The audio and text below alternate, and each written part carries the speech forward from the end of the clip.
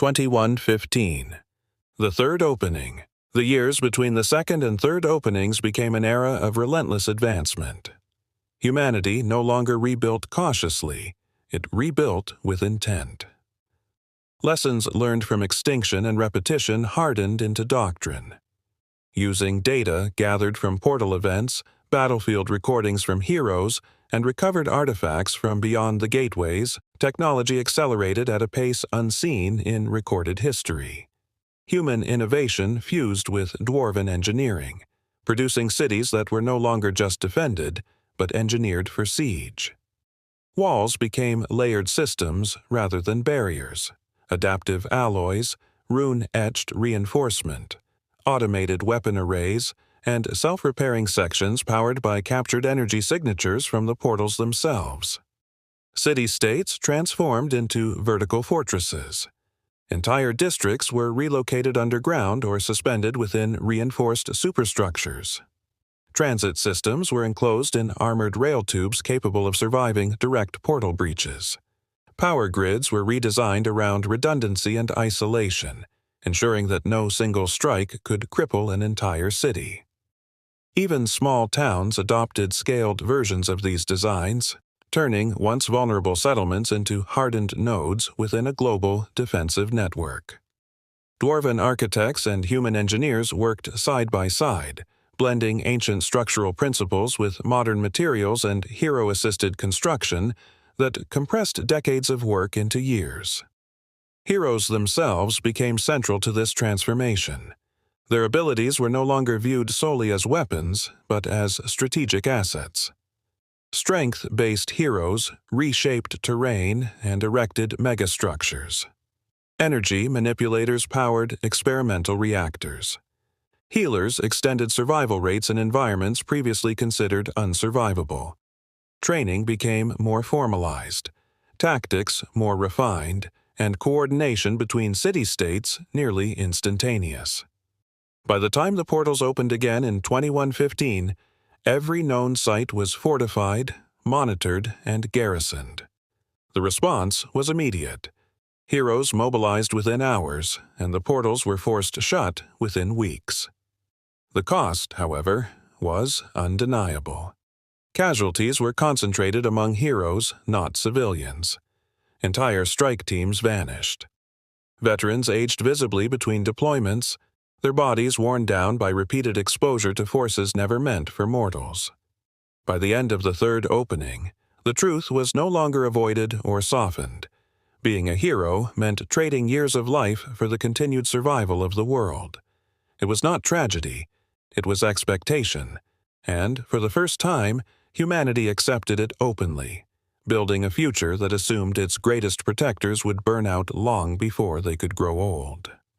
2140. The fourth opening. When the portals opened again in 2140, it was not the timing that shocked the world, it was the pattern. The event came years earlier than every model had predicted, and it did not arrive as a single, catastrophic surge.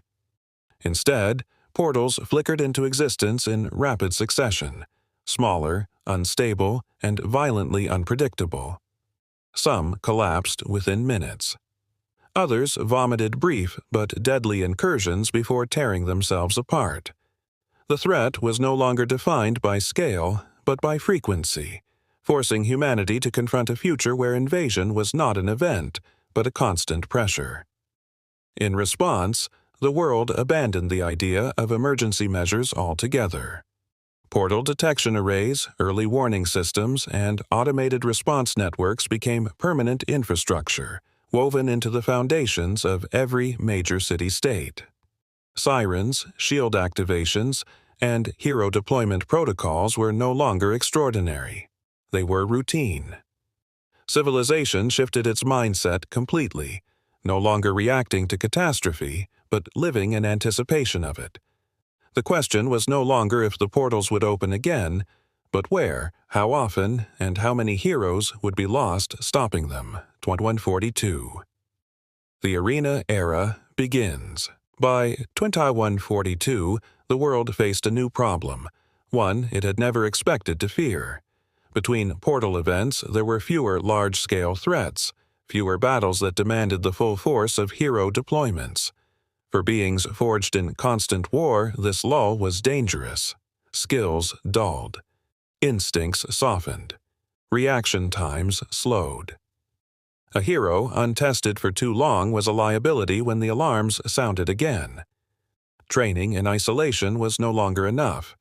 Heroes needed combat that felt real, unpredictable, and relentless, without tearing cities apart in the process. The arena system was the answer. Purpose-built megastructures rose within and beneath city-states, designed to withstand the full force of hero abilities. Using advanced projection technology, neural feedback systems, and controlled energy replication, arenas allowed heroes to fight using projected bodies, perfectly simulating pain, fatigue, and tactical chaos without permanent death. Every battle was recorded, analyzed, and studied, turning the arenas into living laboratories of combat doctrine. What began as readiness training quickly became something far larger.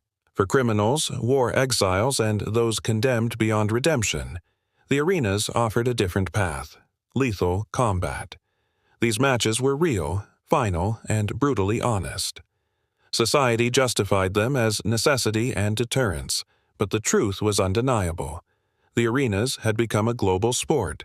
Broadcast across every city-state, watched by billions, hero battles drew massive audiences, sponsorships, rankings, and seasonal circuits. Champions rose to international fame. Rivalries became cultural events. Arena matches filled the space once occupied by leagues, tournaments, and world championships. Hero culture transformed alongside it. Once defined solely by sacrifice and duty, heroism became inseparable from spectacle. Heroes were still protectors, but they were also public figures, athletes, and icons whose performances shaped morale and identity across the world. The arenas kept them sharp, kept the population invested, and ensured that when the portals opened again, the world's greatest weapons would be battle-ready. Whether the arenas preserved heroism or commodified it was a question left for history. But by then, the world was already watching. 2154. The Exodus, fear, not invasion, drove the Exodus. After more than a century of portals, wars, and alarms that never truly shut off, a quiet consensus spread across Earth's city-states. Survival no longer felt like living. When the global vote was called, it was not framed as abandonment, but as insurance. A chance to ensure that humanity, some of humanity, would endure even if the next opening finally broke the world. The decision passed by a narrow margin, and construction began immediately. 15 massive city ships were built over a decade, each a self-contained world of steel, habitat rings, and sealed ecosystems. They docked into 3 colossal motherships designed for interstellar travel, carrying roughly 300,000 people chosen by lottery, skill requirement, and political pressure. In 2154, the fleet departed for a distant, Earth-like world beyond the known portal network. For 10 years, transmissions flowed back, reports of progress, settlement, hope. Then, without warning, communication ceased. No distress signal, no confirmation of disaster, just silence. To this day, the fate of the Exodus remains unknown, a lingering reminder that even humanity's boldest escape from fear may have led into something far worse, or something no one left behind is meant to understand. Total Shun 45. Hero Academies established. By 2145, heroism could no longer be left to chance. Too many lives depended on powers awakening at the wrong moment, in the wrong hands, without guidance.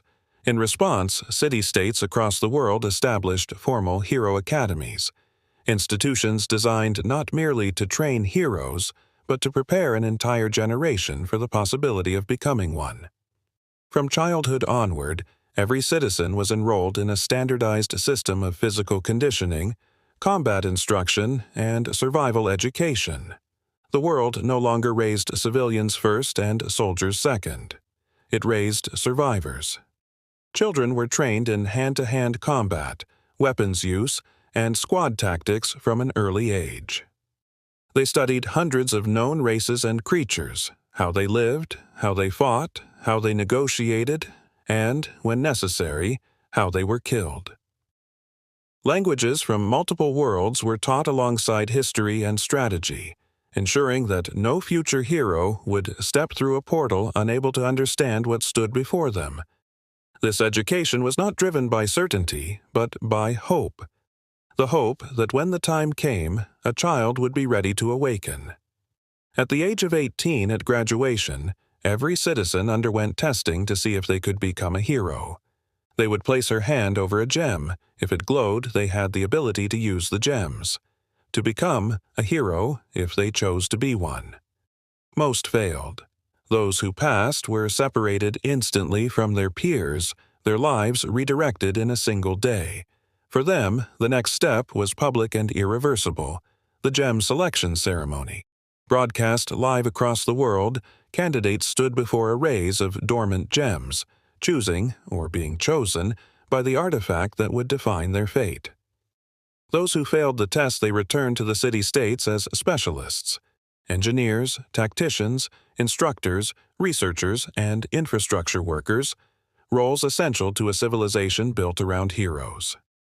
By design, every 18-year-old emerged from the system physically strong, disciplined, and combat-capable, regardless of whether they ever wielded a gem. The awakening became one of the most watched events on the planet. Families gathered to see children ascend or fall short. City-states celebrated new heroes as symbols of hope, investment, and future defense. Sponsors and analysts watched closely, tracking potential and survivability. What the broadcasts did not show was the truth behind the spectacle, that luck determined who awakened, and training only determined how long they lived afterward. From that point on, heroism was no longer a mystery whispered about in fear. It was a visible, regulated institution, and a reminder that the world's survival rested on every generation being ready, whether chosen or not. 28. Present day, 168 years after the first opening, Earth no longer resembles the world that once existed. City-states dominate the planet, vast, fortified hubs of population and industry separated by expanses of wilderness that never truly recovered. Beyond the walls, ruins stretch for hundreds of miles, haunted by creatures left behind from earlier invasions. Undead threats persist in forgotten zones, rising again and again as echoes of wars that never properly ended. Civilization survives not by reclaiming the world, but by holding what it can defend. Inside the cities, life is structured, regulated, and intensely focused. Arena culture sits at the heart of global identity. Heroes are ranked, analyzed, celebrated, and consumed as spectacle.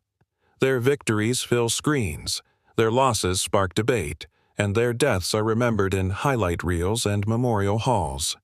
Children grow up knowing the names of champions before they know the history of the old nations. Between portal alarms, the arenas are where the world feels alive, where fear is transformed into something watchable, something controllable. Yet, beneath the spectacle, tension never fades. Sensors hum constantly. Warning systems remain active day and night. Every model predicts another opening, soon, not decades away, not generations. Soon enough that current heroes will be the ones answering the call.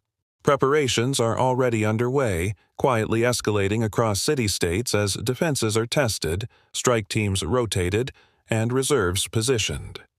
The world does not ask if the portals will return. It asks how bad it will be this time.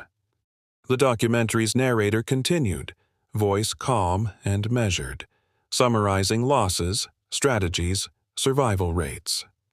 Archival footage played, grainy images of the first opening, early heroes standing in ruined streets, the first arenas under construction. The screen dimmed slightly as the program rolled on, unattended. In a stone home overlooking the city, Rinox lay asleep in his large bed. The glow of the screen flickered across the room, the history of the world playing softly to no one at all, except the hero who would soon become part of what came next. He jump up. It's his graduation. He is 18 years old. He could not be late. The day the Gems chose a Ironhold always woke early, but today it felt like the whole city had gotten up just to stare at him. Rennox Emberlyn stood at the narrow kitchen window, watching the far-off glow of the arena towers pulse against the mountain haze. Airships drifted past in slow lines, flashing soft blue guidance lights. The distant rumble of rail platforms hummed through the stone beneath his bare feet. Today is the day. "Rennox," his mother called from the table, "eat before it gets cold." He turned. The kitchen was small, carved into the inner wall of one of Ironhold's residential pillars. 3 rooms total, all stone and steel and warmth. Mana lanterns glowed soft amber overhead. His father's work jacket hung on the back of a chair. His little brother and sister were already at the table, legs swinging, plates half devoured. Rennox sat, and his mother slid a plate in front of him. Eggs, thick bread, slices of pan-fried root vegetables. He picked up his fork, suddenly aware he wasn't hungry at all. His father folded the thin news slate and leaned his elbows on the table. The lines at the corners of his eyes were deeper today, but his smile was steady. "So," his father said, "the big day of awakening. You nervous?" Rennox stared at his food. "A little." His little sister snorted. "You're lying. You're a lot nervous." His brother joined in. "You're gonna be a hero. I bet you wake a fire gem, or speed, or one of the cool ones that can punch through walls." Their mother tutted and flicked a crumb at the boy.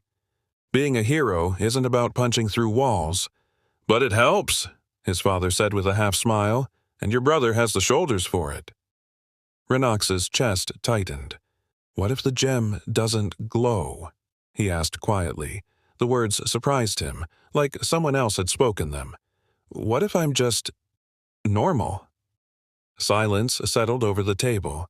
His siblings stopped swinging their legs. His father stood, walked around, and put a hand on Rennox's shoulder, solid, calloused, sure. "Son," he said, "being normal isn't failure. This city was built by people without gems. The walls, the rails, the shields, all made by hands like mine and maybe like yours. Heroes are important, yes, but Ironhold survives because everyone else refuses to quit." His mother nodded, eyes warm. "If the gem glows, your path will be hard. If it doesn't, your path will still matter. You will still be our son. That's what counts." His sister leaned forward, face serious. "But if it does glow, can you get me a really cool sword someday?" That dragged a breathy laugh out of him. Some of the knot in his chest loosened. He took a bite. The food tasted better than it should have. "Whatever happens," Rennox said, looking at each of them in turn, "I'll make you proud." His mother's eyes shone. His father squeezed his shoulder once, hard. His siblings grinned as if pride was already guaranteed. When he left, his father opened the door, letting in crisp mountain air and the layered sound of Ironhold waking up. Rails, vendors, the distant echo of training horns from Stoneheart Academy. "Go on," his father said. "They're waiting for you." So was the rest of the world.